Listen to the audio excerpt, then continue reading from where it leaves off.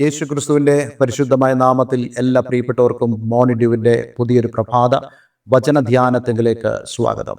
കഴിഞ്ഞ ദിവസം നമുക്ക് വളരെ അനുഗ്രഹിക്കപ്പെട്ട ആത്മീക വചനചിന്തയിലൂടെ കടന്നുപോകാൻ തക്കോണം ദൈവം നമ്മെ സഹായിച്ചല്ലോ. അബ്രഹാമിനോട് ദൈവം സംസാരിക്കുന്നതായ അതേ ഉൽപ്പത്തി പുസ്തകം 15-ാം അധ്യായം അതിൻ്റെ 7-ാമത്തെ വാക്യമാണ് നമ്മൾ വായിച്ചത്.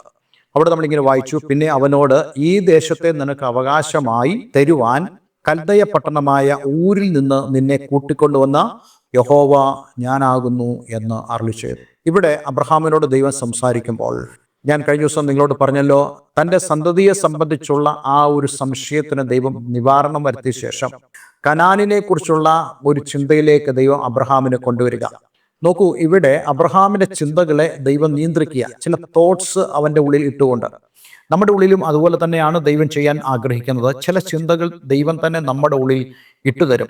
അത് നാം ദൈവസന്നിധിയിലേക്ക് കൂടുതൽ അടുത്ത് ചെല്ലുവാനും അത് സംബന്ധിച്ച് ദൈവത്തിൽ നിന്നും ചില സന്ദേശങ്ങൾ പ്രാപിക്കുവാനുമാണ്. പലപ്പോഴും നമ്മൾ ചിന്തിക്കാറുണ്ട്, ദൈവമേ എന്തുകൊണ്ടാണ് എനിക്ക് ഇങ്ങനെ വിചാരങ്ങൾ ഉണ്ടാകുന്നത്, ഇങ്ങനെ പ്രശ്നങ്ങൾ ഉണ്ടാകുന്നത്. ഒരുപക്ഷെ നിങ്ങൾ നിങ്ങളുടെ മക്കളെക്കുറിച്ച് കൂടുതൽ ചിന്തിക്കുന്ന ചില ദിവസങ്ങളുണ്ടാകും. ഞാൻ നിങ്ങളോട് പറയട്ടെ, ആ ദിവസങ്ങൾ നിങ്ങൾ ചെയ്യേണ്ടത് നിങ്ങളുടെ മക്കളെ സംബന്ധിച്ചുള്ള വിഷയങ്ങളിൽ നിങ്ങൾ ദൈവസന്നിധിയിൽ പ്രാർത്ഥിക്കുകയും ദൈവത്തിന് ആലോചന പ്രാപിക്കുകയും ചെയ്യേണ്ട ദിവസങ്ങളാണത്. അതേപോലെ ഒരുപക്ഷെ നിങ്ങൾ നിങ്ങളുടെ മാതാപിതാക്കളെ കുറിച്ച് വളരെ കൺസേൺഡ് ആയിരിക്കുന്ന ചില ദിവസങ്ങൾ നിങ്ങളുടെ ജീവിതത്തിലുണ്ടാകും.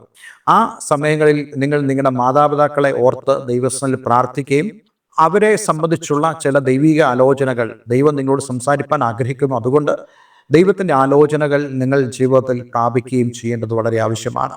ചില സന്ദർഭങ്ങളിൽ നിങ്ങളുടെ ശുശ്രൂഷകളെക്കുറിച്ച്, നിങ്ങൾ ചെയ്യുന്ന കർത്താവിൻ്റെ വേലയെക്കുറിച്ചോ അല്ലെങ്കിൽ നിങ്ങളുടെ ദേശത്തെക്കുറിച്ചോ നിങ്ങളുടെ രാജ്യത്തെക്കുറിച്ചുള്ള ഒരു ഭാരം, ഒരു ചിന്ത നിങ്ങളുടെ ഉള്ളിൽ ഉണ്ടാകുമ്പോൾ നിങ്ങൾ ആ ഒരു വിഷയത്തിൽ ദൈവസന്നിധിയിൽ പോയി പ്രാർത്ഥിക്കുവാൻ നിങ്ങൾക്ക് സാധിക്കണം.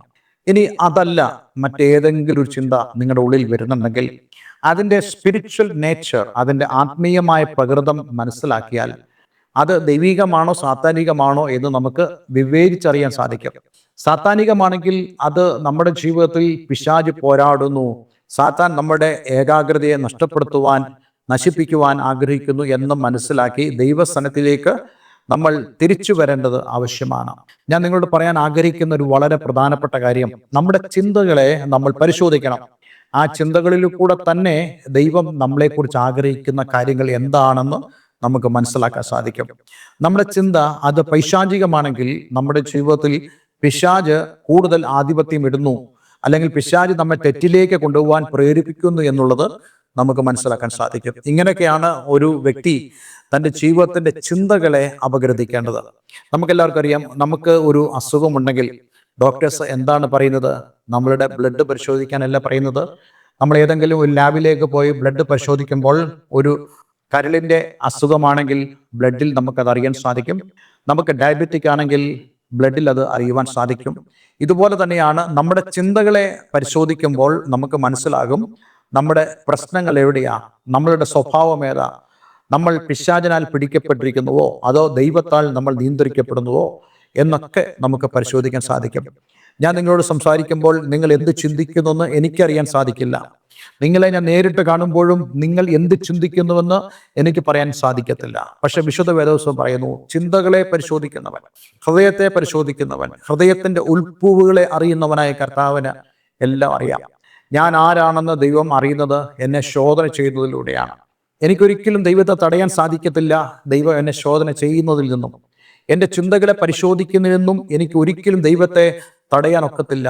കാരണം എൻ്റെ ചിന്തകളെ എനിക്ക് നിയന്ത്രിക്കാൻ കഴിയത്തില്ല.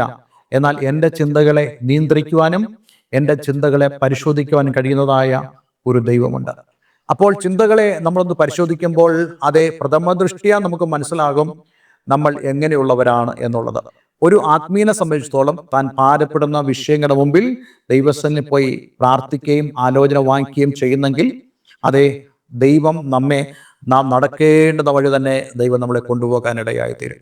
ഇവിടെ അബ്രഹാം തൻ്റെ സന്തതിയെക്കുറിച്ചുള്ള ചിന്തകളാൽ നിറഞ്ഞിരിക്കുമ്പോൾ അത് സംബന്ധിച്ച് ദൈവം വളരെ വ്യക്തമായ ആലോചന അബ്രഹാമിനോട് പറയുന്നു.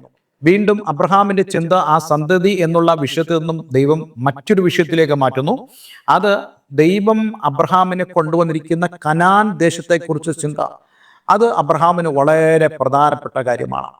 അതിനെ സംബന്ധിച്ചുള്ള ചില ആലോചനകൾ ദൈവത്തിൽ നിന്നും അബ്രഹാം പ്രാപിക്കേണ്ടതായിട്ടുണ്ട്. അതുകൊണ്ട് ദൈവം അങ്ങനെയുള്ള ഒരു ചിന്ത അബ്രഹാമിൽ ഇടുകയാണ്. നമ്മൾ അതാണ് ഇവിടെ വായിക്കുന്നത്. പിന്നെ അവനോട്, ഈ ദേശത്തെ നിനക്ക് അവകാശമായി തരുവാൻ കൽദയ പട്ടണമായ ഊരിൽ നിന്ന് നിന്നെ കൂട്ടിക്കൊണ്ടുവന്ന യഹോവ ഞാനാകുന്നു എന്നരുളി ചെയ്തു. അപ്പോൾ ദൈവം എന്താണ് ഇവിടെ ഉദ്ദേശിക്കുന്നത്? നീ കൽദയ പട്ടണമായ ഊരിൽ നിന്നും തനിച്ചു വന്നതല്ല. നിന്റെ ഏതെങ്കിലും തോന്നൽ കൊണ്ട് നീ ഇവിടെ വന്നതല്ല. ആരെങ്കിലും നിന്നോട് പറഞ്ഞതിനനുസരിച്ച് നീ വന്നതല്ല.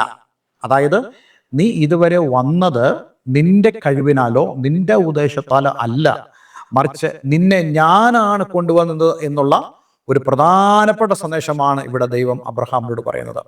നമ്മുടെയൊക്കെ ജീവിതത്തിലും നമ്മൾ മനസ്സിലാക്കേണ്ടത്, ഇതുവരെ ഈ നിമിഷം വരെ വന്നത് നമ്മൾ ചിന്തിക്കുമ്പോൾ ഞാൻ എത്രയോ കഷ്ടങ്ങളിലൂടെ കടന്നുപോയി, എത്രയോ പ്രയാസങ്ങളിലൂടെ കടന്നുപോയി, എത്രയോ നിന്ദകളിലൂടെ കടന്നുപോയി, എന്നെപ്പോലെ ദുരിതം പിടിച്ച ഒരാൾ ഈ ലോകത്തിലുണ്ടാകത്തില്ല എന്നൊക്കെ നമ്മൾ പറഞ്ഞ് ഇതുവരെ വന്നതിൻ്റെ കാരണം അത് എൻ്റെ സഹനമാണ്, എൻ്റെ കഷ്ടതയാണ്, അതെ ഞാൻ ഈ വിഷയങ്ങളിൽ നേരിട്ടതുകൊണ്ടാണ്. പക്ഷെ നമ്മൾ അങ്ങനെയല്ല പറയേണ്ടത്. നമ്മൾ പറയേണ്ടത്, ഞാൻ നശിച്ചു പോകാമായിരുന്നു, ഞാൻ ഇല്ലാതായി പോകാമായിരുന്നു, ഒരു തുണ്ട് കയറിൽ ഞാൻ തീരാമായിരുന്നു, ഒരു ചെറിയ കുപ്പി വിഷത്തിൽ ഞാൻ അവസാനിക്കാമായിരുന്നു. പക്ഷെ അങ്ങനൊന്നും പോകാതെ ഇന്ന് ആയുസ്സോടെയും ആരോഗ്യത്തോടെയും ദൈവം നിർത്തിയെങ്കിൽ ദൈവം എന്നെ ഇതുവരെ കൊണ്ടുവന്നതാണ്. അതെ, എബെനെസർ, ഇത്രത്തോളം യഹോവ എന്നെ സഹായിച്ചു എന്ന് നമുക്ക് പറവാൻ തക്കവണ്ണം ദൈവം നമ്മെ ഇതുവരെയും കൊണ്ടുവന്നു എന്നുള്ളത് വളരെ പ്രധാനപ്പെട്ട കാര്യമാണ്. അതുകൊണ്ട് എന്നെ കേൾക്കുന്ന പ്രിയമുള്ളവരെ, നമ്മുടെ ജീവിതത്തിലും നമ്മൾ എപ്പോഴും ചിന്തിക്കേണ്ട ഒരു കാര്യം ആണ് ഇവിടെ ദൈവം അബ്രഹാമിനോട് പറയുന്നത്. അങ്ങനെയാണെങ്കിൽ നമ്മൾ ചിന്തിക്കേണ്ടതായ ഒരു പ്രധാനപ്പെട്ട ചിന്ത അബ്രഹാമിനോട് ദൈവം ഷെയർ ചെയ്തുകൊണ്ട് നമ്മളിലേക്ക് പകരുന്നു. അതെ, ദൈവമാണ് നമ്മെ കൂട്ടിക്കൊണ്ടുവരുന്നത്. ദൈവത്തിൽ വിശ്വസിക്കുന്ന ഏതൊരു വ്യക്തിയെയും, ദൈവത്തിൽ ആശ്രയിക്കുന്ന ഏതൊരു വ്യക്തിയെയും ആ വ്യക്തിയെ കൊണ്ടുവരുന്നത് ദൈവമാണ്. ആ വ്യക്തിയെ അയക്കുന്നത് ദൈവമാണ്. ആ വ്യക്തിയുടെ ജീവിതത്തിലുള്ള ഓരോ കാര്യങ്ങളെയും നിയന്ത്രിക്കുന്നത് ദൈവമാണ്. ഈ ഒരു ബോധം നമ്മുടെ ഉള്ളിൽ ഉണ്ടാകണം.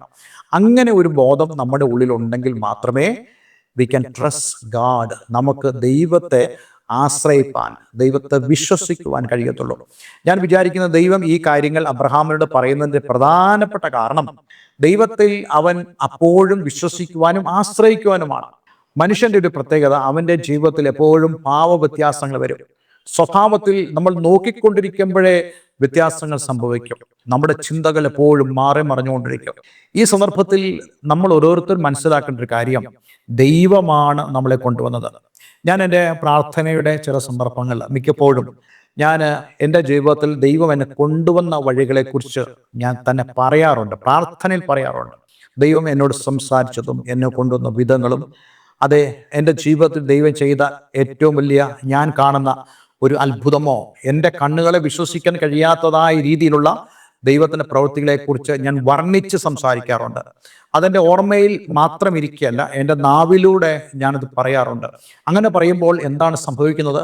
ദൈവം എന്നെ ഇത്രത്തോളം കൊണ്ടുവന്നു. അതെ, ദൈവമാണ് എന്നെ കൊണ്ടുവന്നത്. എൻ്റെ കഴിവല്ല, എൻ്റെ പണത്തിൻ്റെ ശക്തിയല്ല, അതെ, എൻ്റെ ബന്ധുബലമല്ല, എൻ്റെ ചുറ്റുപാടോ എൻ്റെ സ്നേഹിതരുടെ സമ്പത്തോ ഒന്നുമല്ല.